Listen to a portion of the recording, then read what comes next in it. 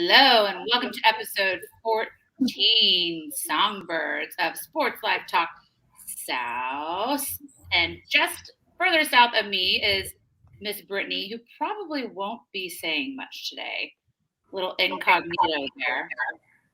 Still repping her colors, though, kind of.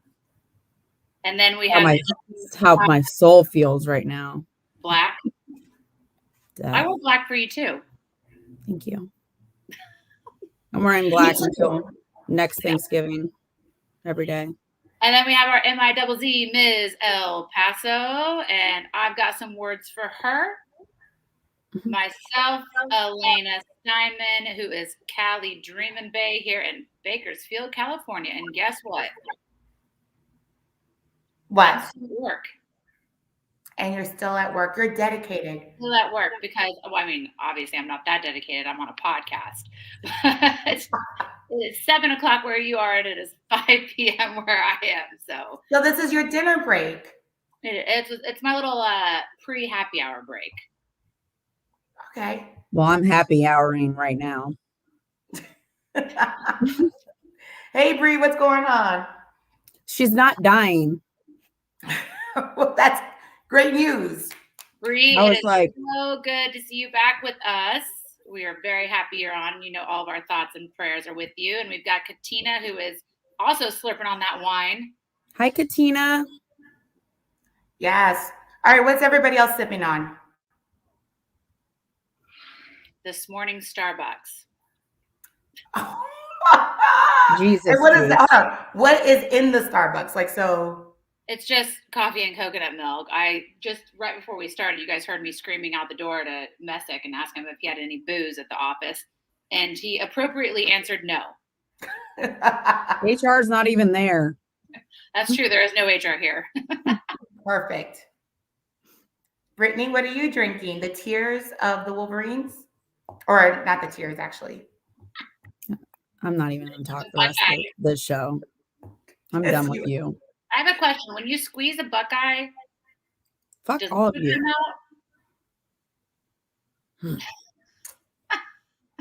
I am. If anybody wants me on their podcast, I need 2 new friends. So that was bad. It was really bad. Brittany, you had a good win against Michigan State. Come on. I was a good sport about it. That was the worst game we've ever had for the whole season. It was bad. You've got 2 losses to Purdue and OSU. Exactly. Notre Dame only has 1. That's to Cincy. There's only 1 game that matters for a Buckeye. Okay, well then, therefore, that's why you deserve that. You're drinking the celebratory Tears of the Wolverines, since that's the only one that matters. I am also drinking red wine. Don't know which one because I got it across the street, but it has my name on the glass. So beep beep beep. Wait a second. I just want to clarify. You got it at the corner store? Yeah, and it's pretty bad. How much was it? Yeah, I'm almost positive that it's probably been sitting there for like 5 years. Because it still had dust. It had dust around it. Was it turned on its side or was it standing straight up? Standing straight up. That's good, right? No. I pour money back into the community. All right. Who is the player of the week? Wait a second. Hold on. Katina wants to know if Brittany's future is so bright she has to wear shades. No. My eyes are so swollen from all my tears. Oh, man. And before we get to, I have to address your background, Misty. You're not getting away with this without me addressing it. So I'd like for you to know in 1934 was the first time that the Lions and the Bears played on Thanksgiving. And it was due because George Richards for the Lions needed to bring in more people to the crowd. So he said, let's play on Thanksgiving. I bet we'll get a lot of people here. Not only did they sell out the game, but they had to turn away people at the door. And, of course, in Lions fashion, they lost. Additionally to that, when the coach of the Cardinals was trying to deflect rumors about him going to OU, he said, the only thing that I am focused on right now is beating the Bears because they looked damn good on Thanksgiving, and that is a team that I am worried about. No comment to that statement, Coach. But Thank you for the shout out. We appreciate it. Well, it was either going to be this background or a background with a whole bunch of Bear fans. And it said, and it had like the same bird box thing. And it said, we believe we're going to the playoffs. So it was kind of, it was either that or this. I thought this one was better. If you saw Spice Adams' latest post, it's yes. Like, oh my gosh. Everything. And he's like trying to figure out how the Bears are going to make it to the playoffs. Yes. Hey guys, across the pond. Yes, we love across like the 1 pond. a.m. Cheers. Well, some are stateside, so it depends on. We're not for sure who's talking to us, but they like your shades, Brittany. How are you guys seeing that? On the comments. Oh, all right, let's go into the recaps.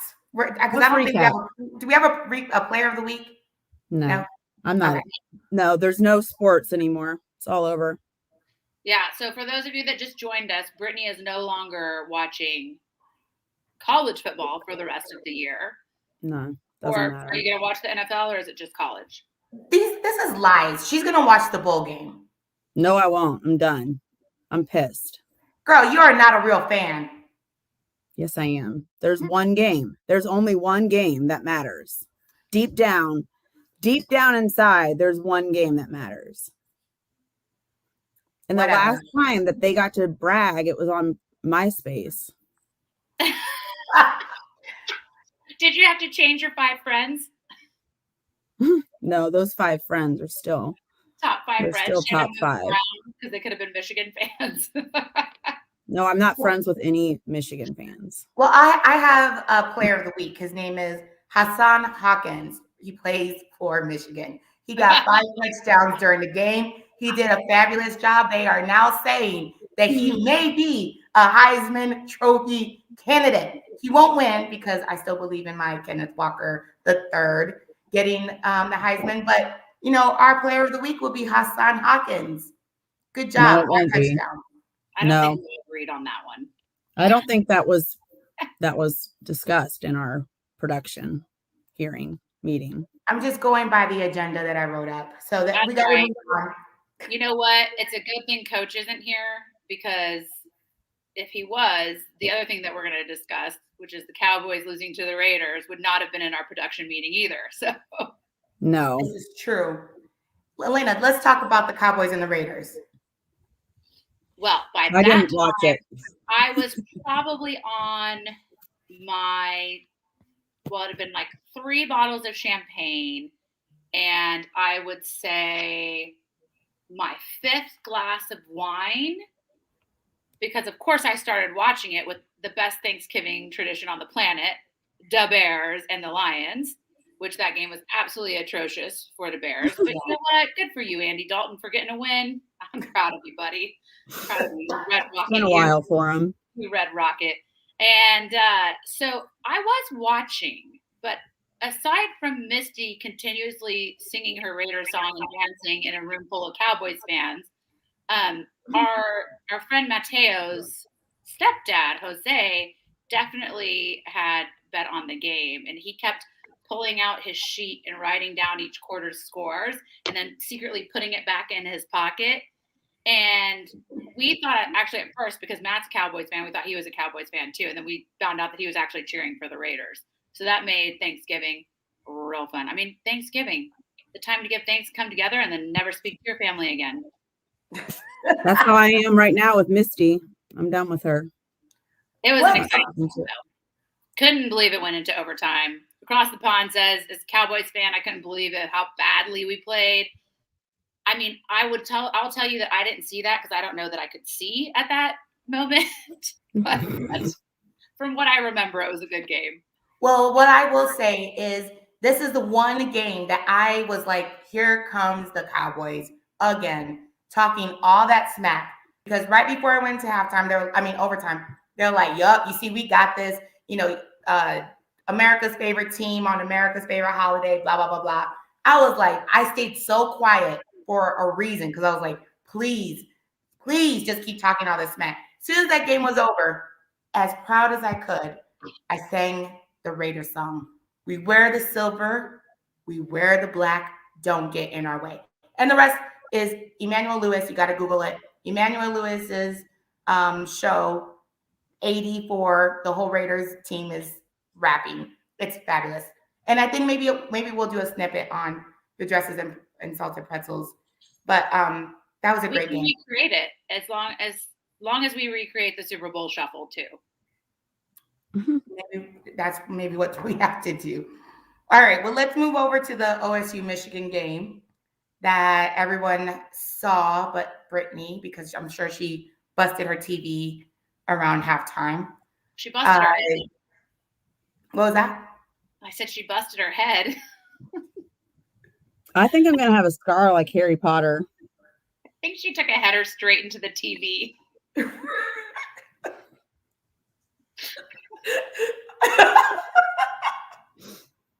Let's just say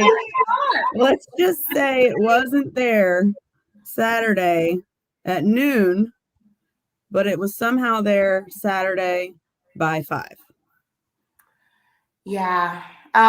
So that was a tough game to watch. If you were an Ohio State fan, that was definitely a hard game to watch. I will say this.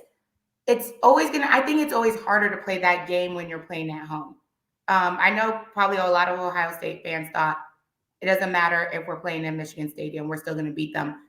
But no, Michigan it matters every game. It doesn't matter how bad they suck. Well, it's about where you play it. And you had a lot of Michigan fans who gave the team a lot of energy. And on top of that, home field advantage, right? And they were coming off a big high where they were just like, listen, we're out for blood. Like, we need this. And no shade to Ohio State, Brittany, because I'm trying to walk on eggshells here when I say this.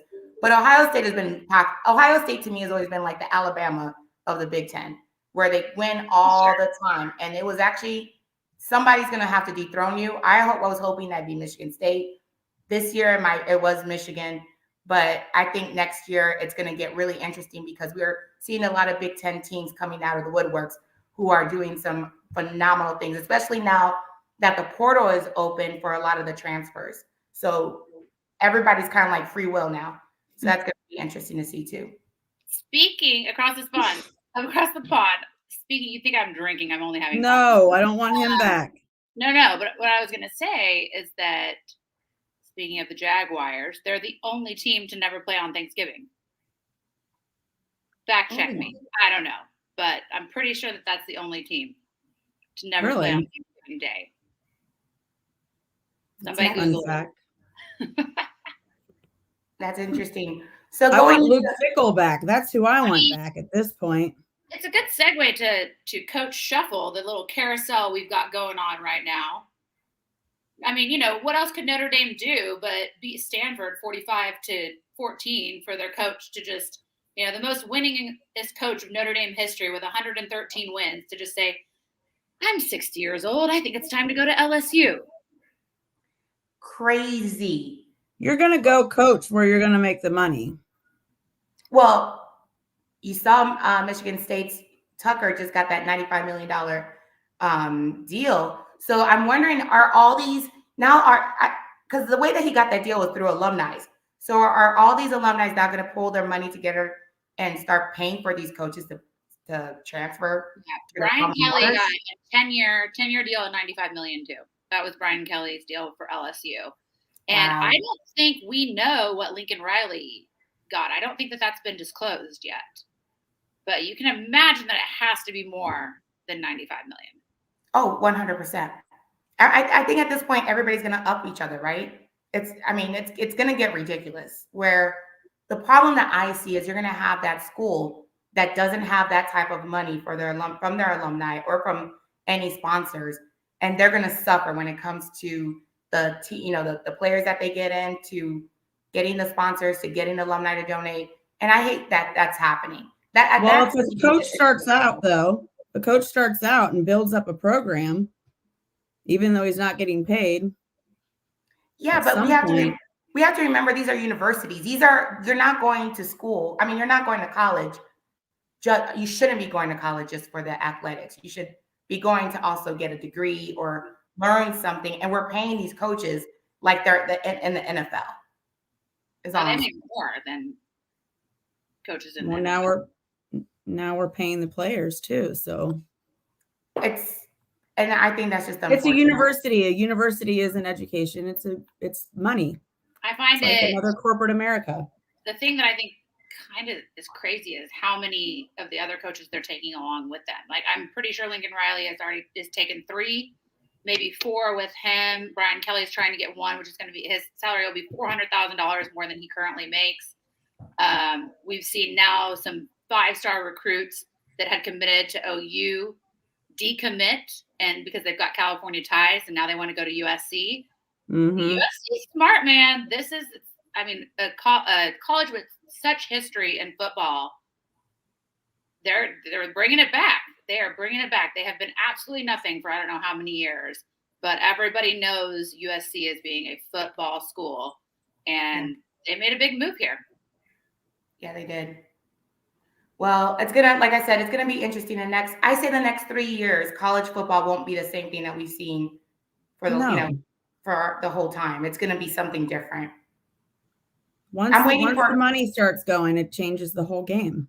Well, I'm waiting for that one kid who gets fined, and this is what I'm laughing about, fined for putting the sponsor on his jersey or putting the sponsor on his shoes because, that's where he's getting his money from. It's going to get ridiculous. It's going to get fined for targeting. I mean, it's what they get in the NFL, right? Yeah. I mean, seriously, you're going to have a college kid get fined in the college football. It's just, I can't. And I feel like that's where we're coming to. We need to have that lawyer on that is fighting the NCAA to actually pay the players, not just from their endorsements, but to actually give them a salary for playing at the university. He's got some extremely interesting points, so we definitely need to have him on. Oh, are you talking about the guy we met at the bar? Yes, yes. He was fun. Yeah, he was fun. He texts me every time Notre Dame plays, which I think is kind of cool. Does he? Yep. Just like, oh, what are you going to do against the Purdue bags today? I'm like, well, we're going to win. Did he call them Purdue bags? No, that's me that calls them that. Well, I think everybody in the Big Ten calls them that. That's why I was curious if our attorney friend. Wait. He's very polite. Our attorney friend was the younger guy, right? Yes. Okay. Well, the one that looked like Sway from MTV. Yes. Okay. He was on your side, talked to you most of the time. Yeah. I was thinking the guy that kind of sat catty corner to us, the older gentleman. Oh, that was an NBA NBA basketball player. I don't remember his name though. I don't know, but he loved us. Yeah, bar was hopping that day, let me tell you. Misty showed up. Didn't I don't remember this, but no, Candace showed up. Yeah. Candace came. Yes. Okay. All right, so let's go to celebrity gossip. Really quickly, LeBron James has COVID. Don't care. Whatever. He's missing some games. Hopefully, no one has been infected by his little apology headbutts to the elbow and stuff like that. So anyways, LeBron James has COVID. Thank God he got vaccinated. We don't want anyone to be sick. We don't want anyone to be sick. Okay. No. If you saw the last episode, I am not a LeBron James fan. Not personally, just as a player. Don't like him. Okay. Adele is just announced that she's going to be at the Caesars Palace January through April. What's really kind of cool about this is Ticketmaster wants to make sure that none of the scouts get all the tickets and sell them for some ridiculous amount of money. And so what they're doing is they're verifying their fans. And if there's enough verified fans, they're just going to sell to those fans. So please, everybody register so we can become verified and make sure that the scalpers don't get these tickets. But again, January through April, she's going to be there every weekend. It's going to be kind of phenomenal. And the last thing I wanted to do was an RIP to Virgil Abloh, who was the artistic director for Louis Vuitton and also Off-White. He was Kanye's best friend, and then they weren't friends for a really long time because Kanye wanted him to be the artistic director for him for the Ye and the Yeezys, and he chose Louis Vuitton instead. But in 2018, they became friends again, And there's a video you could see where he's walking down the runway as they're closing out, and him and Kanye embrace, and Kanye and him start crying. Virgil passed away from cancer.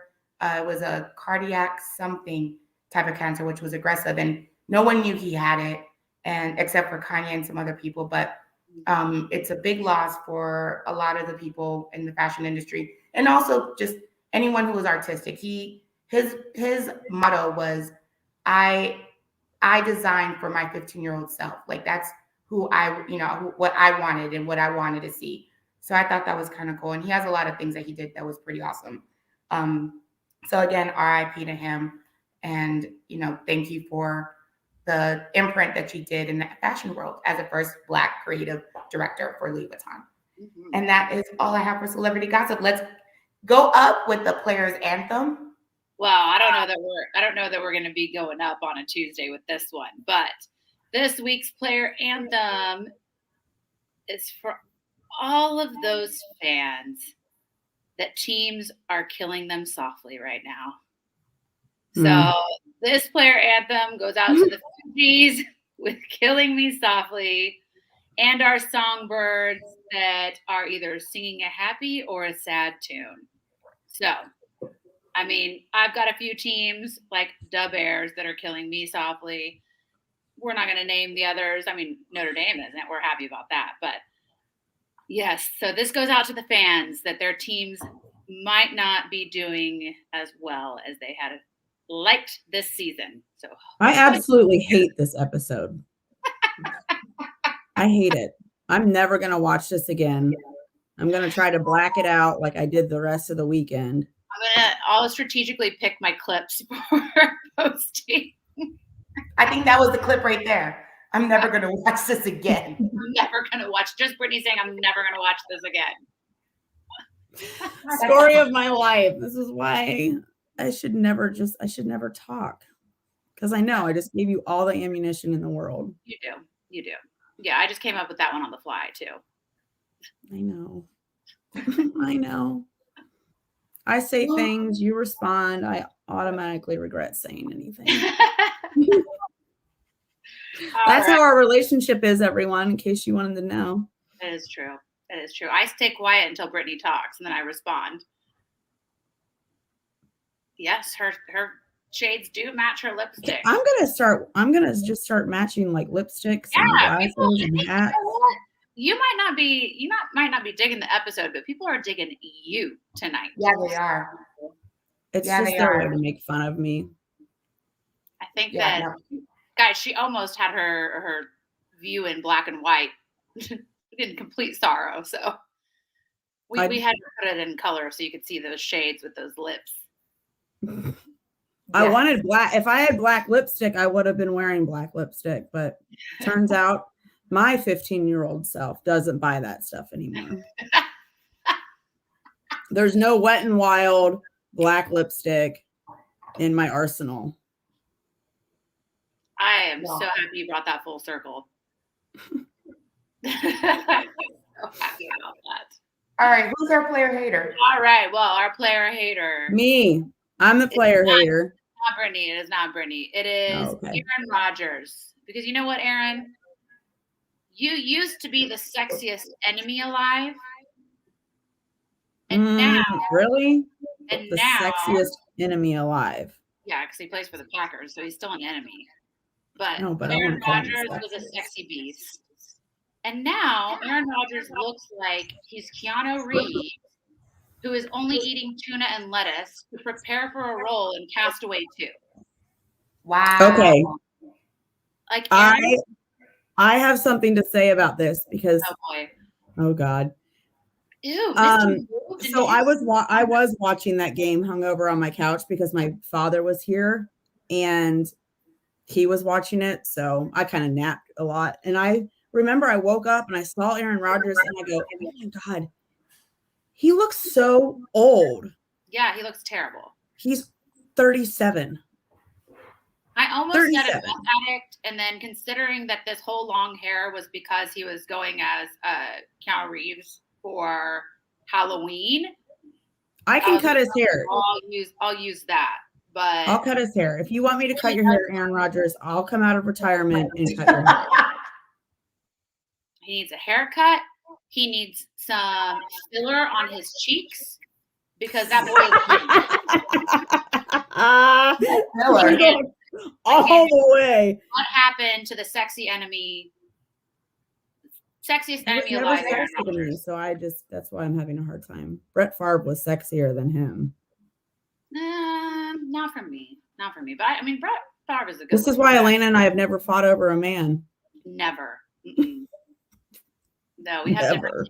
I mean, if they're like smoke show hot, of course they're smoke show hot. But you see, I always thought Reggie Bush was fine as hell.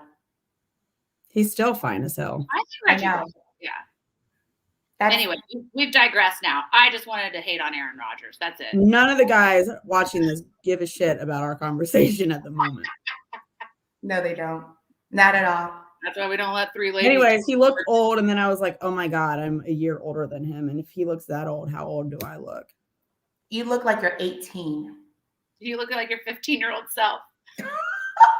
Only if I had black lipstick. If I was designing for myself at 15, I would be wearing this. Actually, I wore all black. When I was 15, I was rocking with like fake Converse because my mom would never buy me the real stuff. My uncle's bell bottoms and like plaid shirts, and I thought I was a skater girl. Way hotter. I was way hotter. There you go. I was a skater. I still am a skater, by the way. I acted like I was one. My flip. I got something funny. I was a wannabe chola. Oh, I like it. So you had black lipstick too, then? Well, mine was more like a burgundy, like a dark burgundy, and they called me Booty Brown, which isn't a really chola name, but I really wanted a chola name, but they wouldn't give me one. But I dressed like a chola. Clay Matthews. 15-year-old self. Clay Matthews didn't do it for me either. Enemies. I don't know. I just felt like he needed a shower. Every time I saw him, I was like, God, the guy needs to take a shower. All right, we're going to move really quickly to things to do.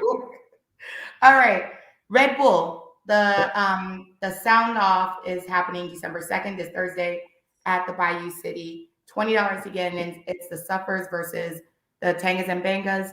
And who are the two people? Paul Wall and Big Frida.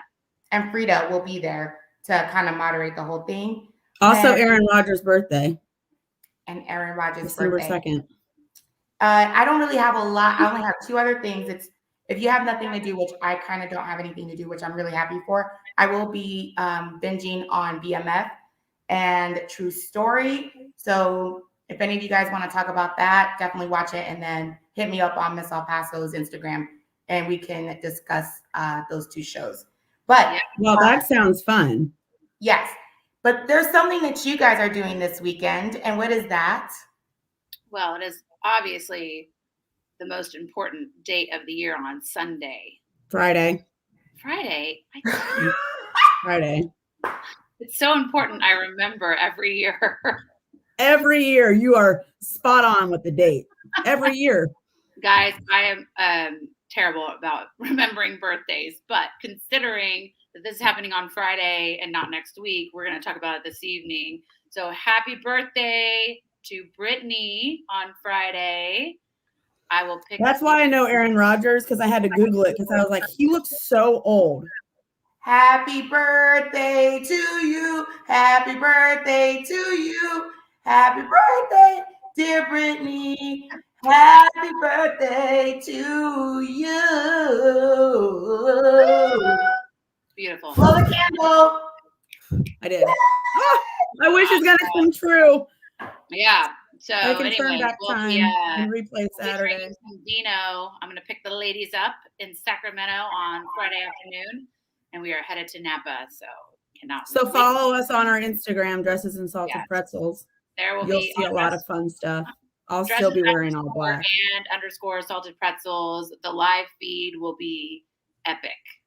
So definitely check that out.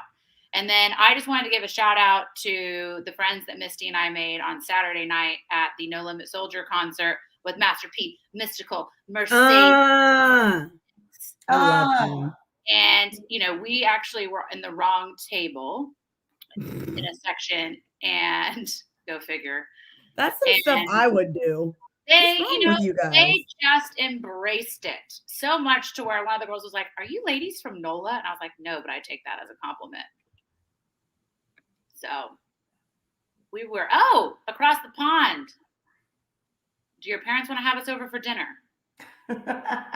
We take free meals and free wine. We are here for that. All right. Well, actually, how far from Napa? Can we just stay there and cancel our hotel rooms? Yeah, so we don't have to pay for anything. Can we sleep in their basement? All right. What can everyone in California today after this? Everyone can like, subscribe. Oh, yeah. All right. You want me to close this out? Okay. Everyone, thank you so much for joining us for episode 14. We knew this was going to be a tough one. We got through it. Britney is still with us, and we are going to celebrate this weekend. So you know what to do. Please subscribe, like, comment on YouTube. Follow Ms. El Paso, MIZZ_L_Paso on Instagram, and Dresses and Salted Pretzels on Instagram. And then follow Sports Life Talk on Instagram too, please, because they are the OGs, the original gangstas. And our head coach, KT, produces the show. So thank you, and we out. Peace. Bye.